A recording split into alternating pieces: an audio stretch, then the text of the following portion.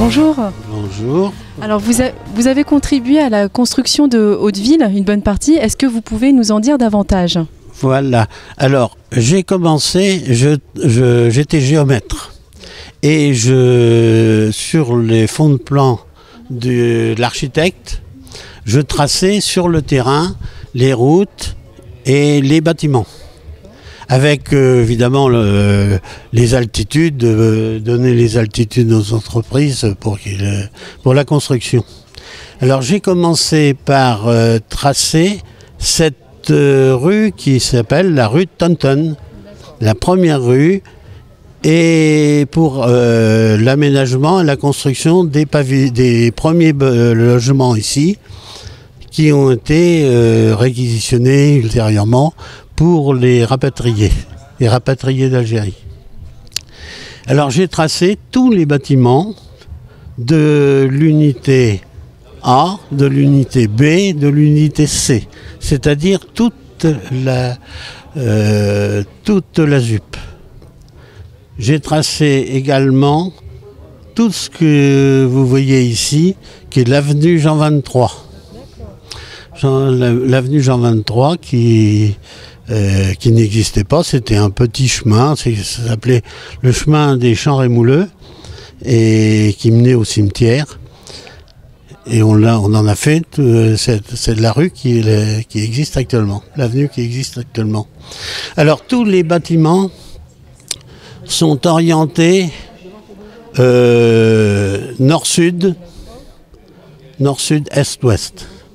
Strictement, sauf les bâtiments qui sont cassés avec un angle de 33 degrés. C'était une imposition de l'architecte.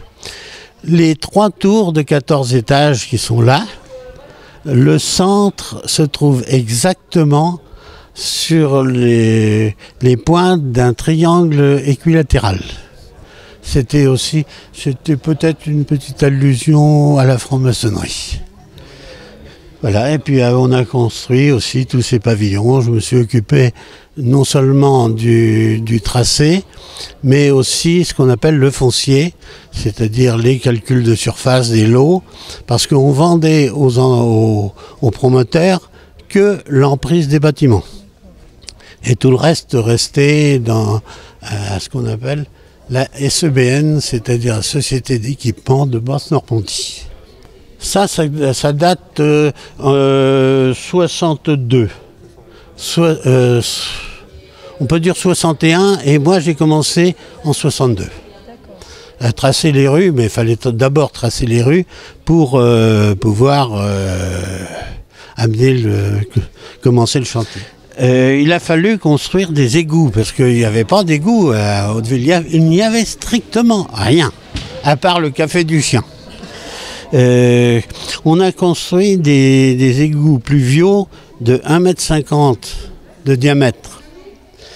Ils ont descendu la rue Rogénie, pris le boulevard Duchesne-Fournet, repris la rue Clémenceau, descendu le boulevard Pasteur, je ne sais pas si vous connaissez la ville, pour arriver à la Touques.